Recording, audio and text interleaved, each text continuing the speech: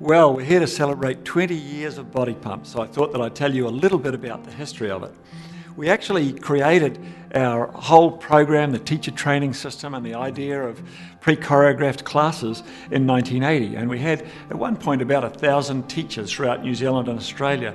Also throughout the 80s though, we had developed a number of resistance classes. We'd developed 30 seconds on a machine and 30 seconds doing aerobics in the middle, and that became our biggest class in our clubs.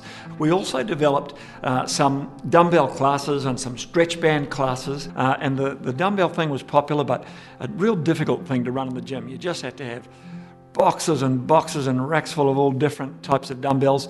And then, funny little thing happened. I saw a short barbell that Don Oliver Barbell had made, and it was one of those funny little things where you see something that just gives you an idea, and I thought, oh, this is interesting, you know, we could make a class out of this, hey, and it'll solve the problem with having to keep all the dumbbells.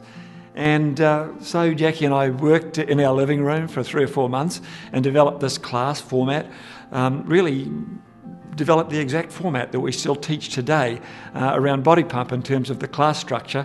And we tried it out in a tiny little studio that we had in Auckland City, and we were all excited, and we'd had a lot of the staff and the personal trainers along and hyped it up, and it was a complete disaster. Really just didn't work at all, and we're really down in the dumps. You know, we'd done all this work, we got excited about this great new class, and everybody said, oh, better luck next time, Basil. And so we went away for a couple of days with one of our top teachers at the time, Peter Phillips, Jackie's brother-in-law, who actually presented Body Pump 1 on the first Body Pump video, and we reworked the class, and we came back, we taught it again 2 days later, and everybody said, oh, I always knew you could do it, Basil.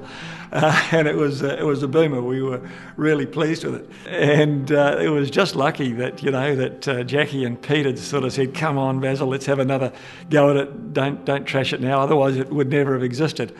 And it became very, very successful in our clubs in New Zealand, and lots of our best teachers started to teach it, and including people like Emma and Steve and the great Mike McSweeney. Then a club owner from Australia, Bill Robertson, he had a club in Canberra, Australia, and he said, oh, look, I really like the look of this. Can I have the Australian national agency for it and sell it to other clubs? And we said, oh, yeah, all right, nothing to lose. And then, after, of course, a tremendous amount of hard work, 12 months later, Bill had about 150 clubs in Australia that were teaching pump, and it was really going off. And at that point, we realised that we had a business model that we could take internationally, and we went around the world and found other people who would be our agents in other countries, people that ran fitness education institutes and equipment retailers, and sometimes some club owners, and it all started from there. That really was the birth of our worldwide organisation, where we've got about 100,000 teachers around the world teaching all of our classes. If you trace it back to its very beginnings, it came from one little short barbell that we never used.